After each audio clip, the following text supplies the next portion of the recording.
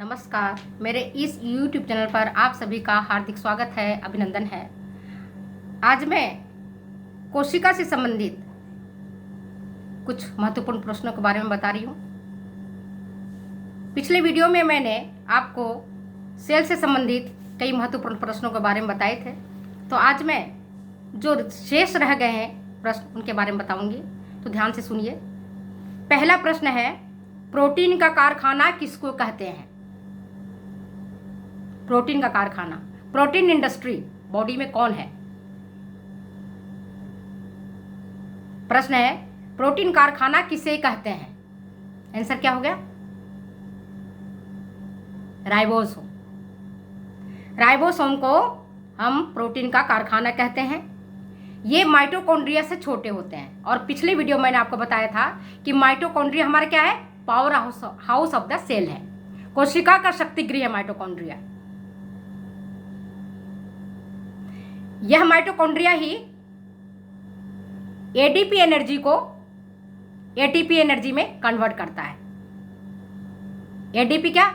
Adenosine diphosphate to adenosine triphosphate. और ribosome protein का कारखाना कहते हैं इसको। राइबोसोम में 50 से 55 प्रकार के प्रोटीन अणु होते हैं, प्रोटीन मॉलिक्यूल होते हैं, और ये बना होता है राइबोन्यूक्लियो प्रोटीन का। राइबोन्यूक्लियो प्रोटीन का बना होता है राइबोसोम। तो पहला प्रश्न का आंसर मिल गया आपको। कभी भी एग्जामिनेशन में से अगर आपसे पूछा जाए तो प्रोटीन का कारखाना किसे कहते हैं, तो आप लिखेंगे राइबोसोम। ऐसे प्रश्न आ सकता है कि राइबोसोम का क्या काम है, 1 नंबर या 2 नंबर के क्वेश्चन में, तो आप बता सकते हैं कि इसका मुख्य काम क्या है? प्रोटीन का निर्माण करना। यह क्या होता है? यह कई बार एंडोप्लाज्मिक रेटिकुलम के बाहरी सतह पर चिपके हुए रहते हैं, और कई बार साइटोप्लाज्म में फ्री अवस्था में मिलते हैं। तो आपको प्रश्न पता चल गया कि अगर कोई ये प्रश्न पूछे कि प्रोटीन का निर्माण कौन करता है, तो आप बताएंगे प्रोटीन करता है। प्रोटीन का ही काम है। प्रोटीन में जो राइबोसोम है वो करता है प्रोटीन का निर्माण। प्रोटीन का निर्माण कौन करेगा? तो सेल में उपस्थित होता है राइबोसोम, और राइबोसोम ही इसको प्रोटीन का निर्माण करता है।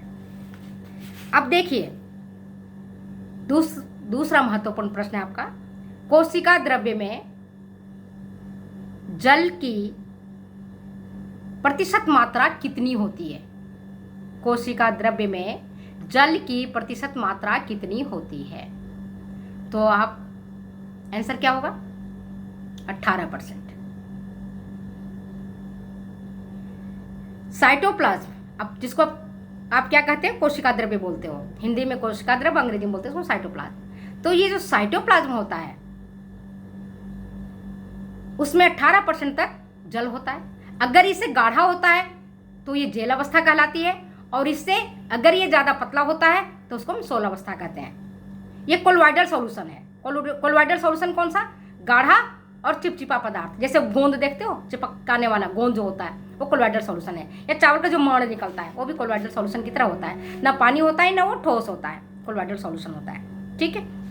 तो जब ये जेली की तरह होता है तो इसकी जेल अवस्था कहलाती है, और जब ये थोड़ा पतला होता है जिसमें पानी की मात्रा अधिक होती है तो सोल अवस्था कहलाती है। तो जो साइटोप्लाज्म है उसकी सोल और जेल अवस्था में ये बदलते रहती है। नेक्स्ट है, तीसरा प्रश्न है, अंतःप्रद्रव्य जालिका एंडोप्लाज्मिक रेटिकुलम किन कोशिकाओं में नहीं पाया जाता है?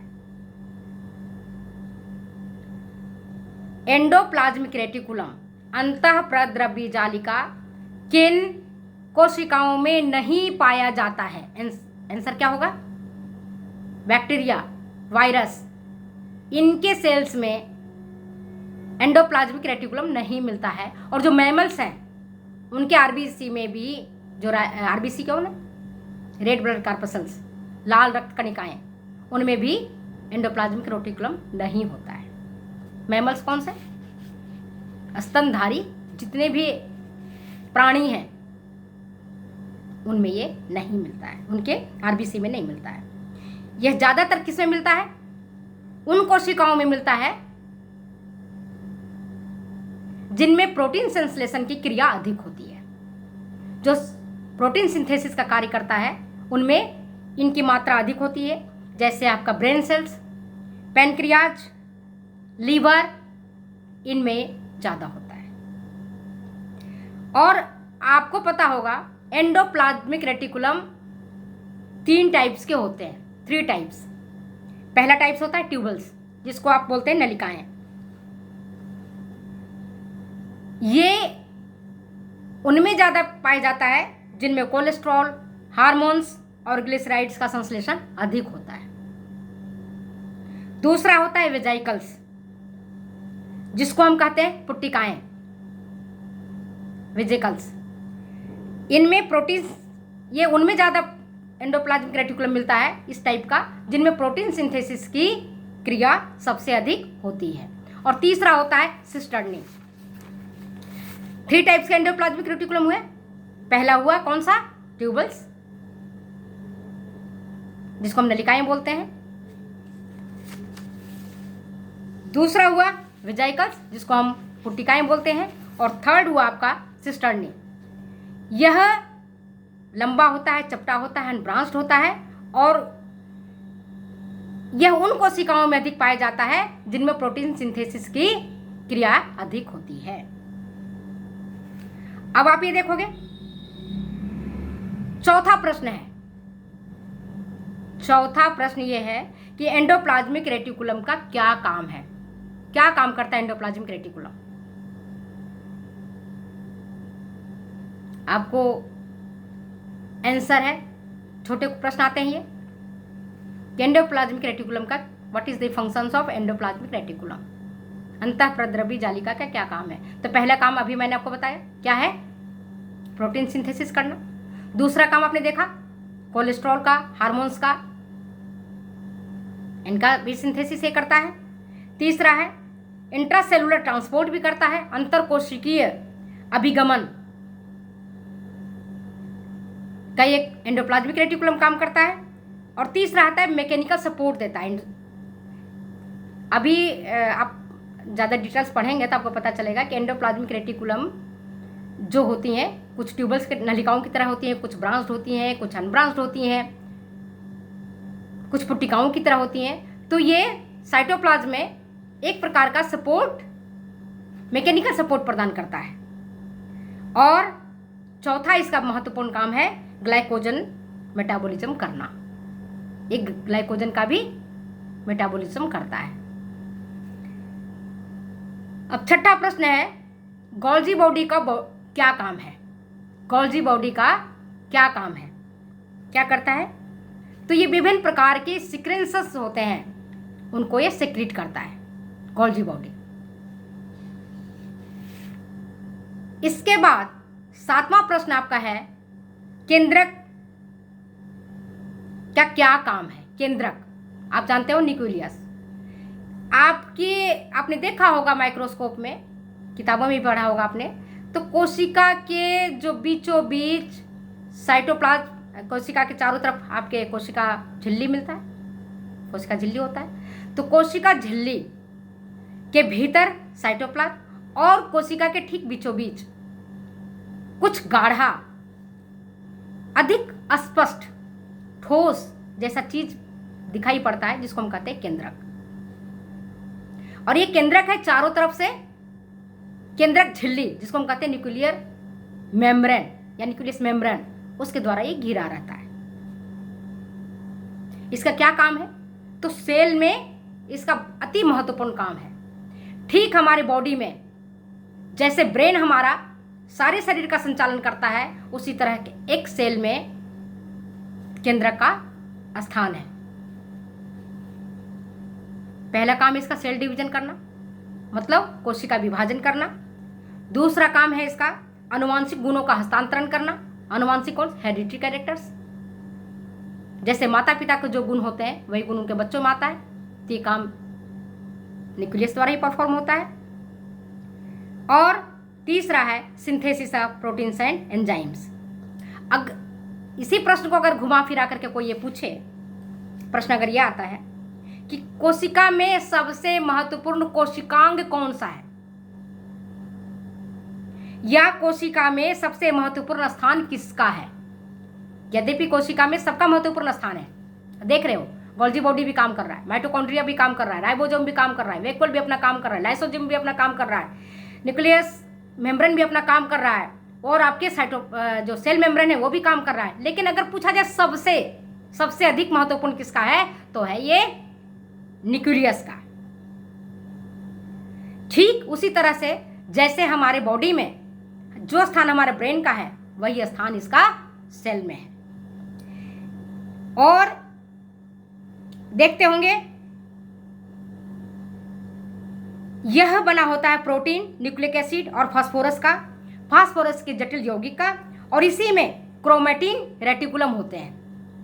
जो क्रोमेटिन रेटिकुलम एक उलझे हुए धागों की तरह न्यूक्लियस में दिखाई पड़ते हैं, लेकिन जब सेल मैच्योर होने लगता है और डिवीजन की प्रक्रिया उसमें शुरू होती है, तब ये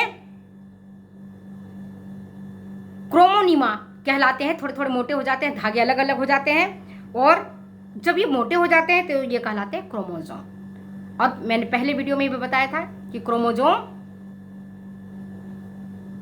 हर एक प्राणी में इनकी संख्या अलग अलग होती है।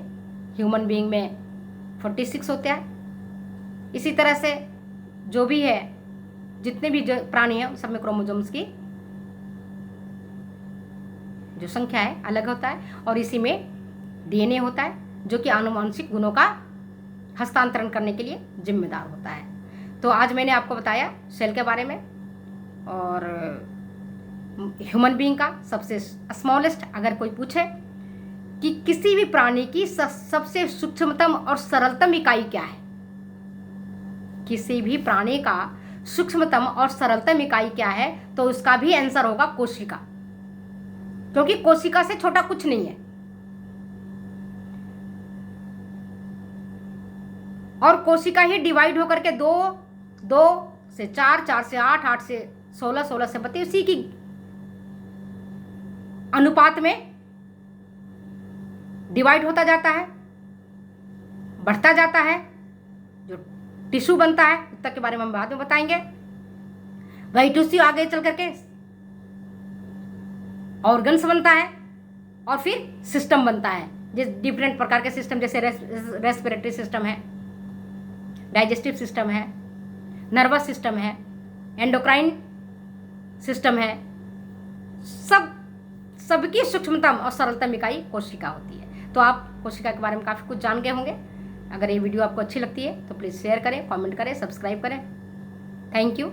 आपका सब्सक्रिप्शन, आपका लाइक, शेयर मुझे काम करने के लिए एक टॉनिक की तरह काम करता है, एक ऊर्जा की तरह काम करता है। तो प्लीज़ शेयर करना ना भूलें, लाइक करें, कमेंट करें, सब्सक्राइब करें।